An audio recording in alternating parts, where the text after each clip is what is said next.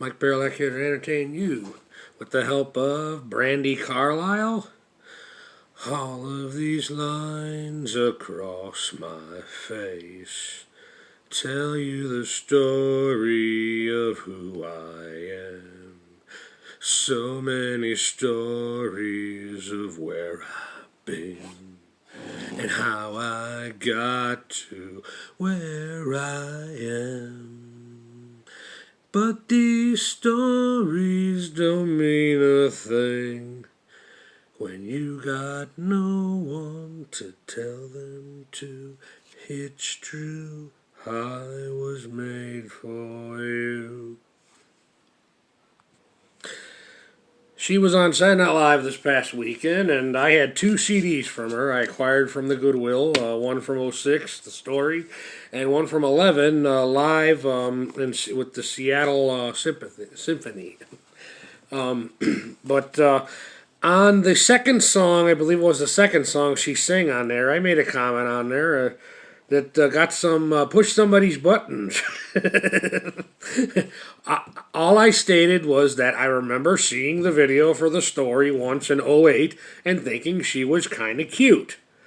Then I also stated that, in my opinion, she was sporting too masculine of an appearance here for my personal taste. Apparently, this pushed somebody. I went on to say, I further stated she is older now, so becoming more masculine is kind of natural for a female as she ages. I think that's probably what triggered the person. Anyways, when I commented all this, I was not aware that Brandi Carlile was. I wasn't aware of her sexual orientation. I don't care. I don't follow these people's personal life. I like music, but I don't follow these people's personal life. At least not since I haven't been a child. I idolized Mark Harmon when I was a little kid because of the movie Summer School. I idolized Scott Bakula when I was a little older because of Quantum Leap.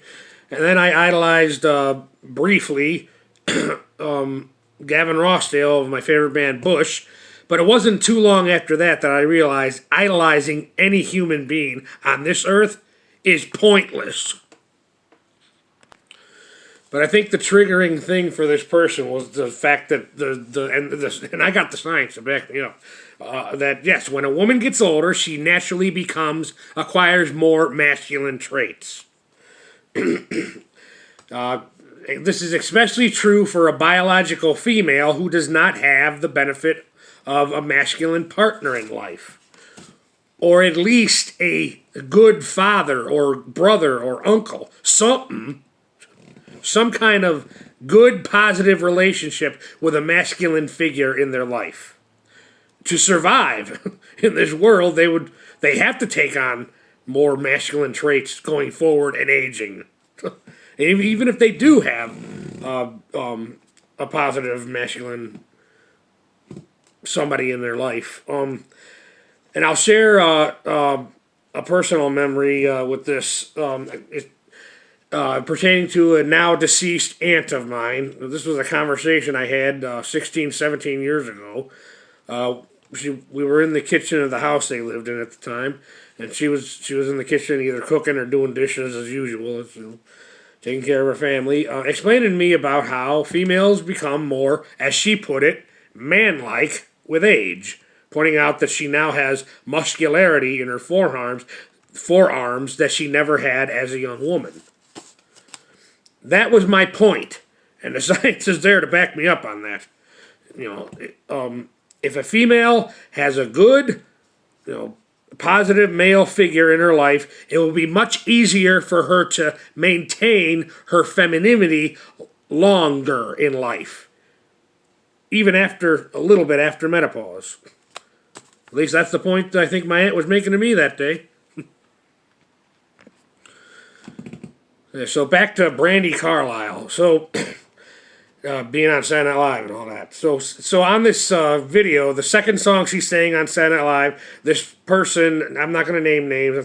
You can go look it up for yourself. It's the second song Brandi Carlile sang on Saturday Night Live this past Saturday. You can look it up for yourself. So for the first time in my life, I got accused of being a homophobe. Been accused of being gay on social media before, but never been accused of being a homophobe till now. So you can check the comments out for yourself, unless the person erased them now, if they see this video. I am a sinner. The person saw fit to belittle me, and I will admit, I am a sinner, so I will admit that being human and being capable of both good and evil, I kind of hoped that my comment would push somebody's button, and it did. I might have the losing hand here, though, because the being white male and heterosexual, and also supporting perceived evils like traditional nuclear family values, love of country, loving America. These are the things I support. So that may give me the losing hand in this battle, due to the powers that be, Democratic Party powers that be. But the LGBTQ whatever community has come a long way. It used to be, we just want to get married. That was the thing in the 90s. Now it's, we, the holy and righteous LGBTQ community, should have the right to mutilate children's genitals as we in our holy righteous state see fit. I don't even know what to call Brandi Carlile, so I'll say it this way. In an effort to try to remain respect and civility. The thing that goes by the name Brandi Carlile, for all I know, maybe she's using her millions and billions she makes in the music industry to support gay and lesbian pedophiles. I don't know this for sure. Just facts. I don't know it. I'm just stating the fact. I don't know. A portion of her millions and billions could be going for that, and it's unknown to her, because that's how corrupt our world is right now. Oh, sorry, I called the thing that goes by the name Brandi Carlile her. My bad, sorry. Jeez. God, human beings are pathetic. This is why I support dual economy. One conservative, one libertarian. But because libertarians are so hypocrites, they will continue to preach their liberal ideals while putting all their money in the conservative one, because that's how liberals are. You know what? That's their right in a free market society. That's their right. I just must point out the hypocrisy that is being libertarian, being liberal, from my point of view, anyways. This one got a little dark, so I'll attempt to end on a higher note. There were some funny moments in the show with Steve Martin and Martin Short on there. They did a Father of the Bride Part 8 with the beloved character Frank, who has an accent that, quote, we think is still okay. You got to walk on pins and needles because of these woke folks. And they, believe it or not, I think they were actually making fun of a stupid, aging female feminist. I think that was the pun of the joke. Surprise, surprise. But Heidi Garner playing the daughter, but Daddy, I'm your little girl. Steve Martin's like, you're 52. You get engaged again. Now this wasn't Saturday Night Live. This was my joke. They should have made it where a joke where the Diane Keaton character was pregnant. That would make the film one big fat infomercial for Vitro. See, Lorne Michaels, you fumbled the ball. You should have hired me as a writer on the show.